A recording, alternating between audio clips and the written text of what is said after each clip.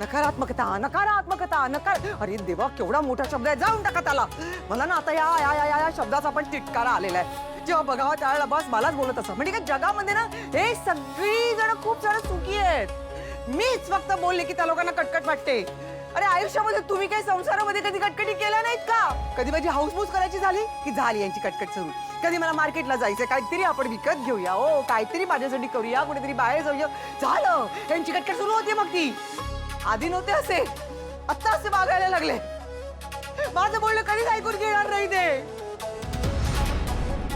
अरे आज बिल्डिंगच्या सगळ्या लोकांच्या समोर मला बोलले. लोकांच्या समोर बोलायची काय गरज होती का? लोकांसमोर बोलता तुम्ही. तुम्हाला जे काही भांडणं होती ती घरामध्ये तुम्ही सांगायची होती ना. मला घरामध्ये बोलायचं होतं ना. घरामध्ये चोवाडीत मारले असते तरी मला काही वाटलं नसतं. लोकांच्या समोर बोलता असं हे असं बोलायचं असतं का? सतत माझं बोलणं तुम्हाला लोकांना कटकट कटकट कटकट वाटत असतं. नकारात्मकता बोलत असतात. मी बोलले की कटकट वाटते तुम्हाला. बाकी काय सुनेला मात्र डोक्यावर घेऊन नाचता.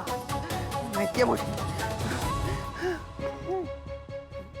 तुझ्या आईला विचार, लोकांसमोर स्वतःचा हसा करून घेऊन शांतता मिळाली का म्हणावं. माझं कसलं होणार आहे हसं? हो ना, मग जरा खाली जाऊन बघ. लोक काय बोलतायत, कुणाचं कौतुक करतायत. डोक्यावर परिणाम झालाय म्हणतायत हिच्या.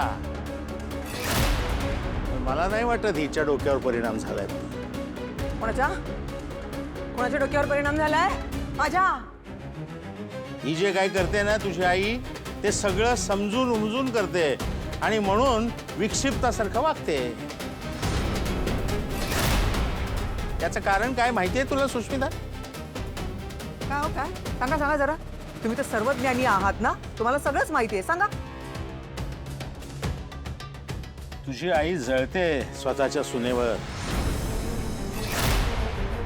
जळफळाट होतो हिचा आणि म्हणून तिला आशीर्वाद द्यायच्या ऐवजी तिचा सगळा सण खराब केला. मला काय गरज पडली तिच्यावर जळायची? सोपं आहे. स्वतः काडीचीही मदत न करता सगळी जबाबदारी सुनेवर टाकली आणि तिनं ती उत्तमपणे पार पाडली. त्यामुळे तुझा नुसता जळफळाट होतोय. तिला वाटलं हिच्या वाचून सगळं कोलमडून पडेल, पण तसं काही झालं नाही. म्हणून जळफळाट होतोय हिचा.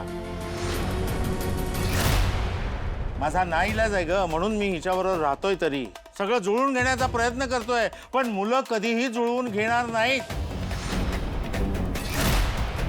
या असल्या वागण्यामुळे मुलांच्या मनातून उतरत चाललीये तुझी आई, उतरत चाललीये.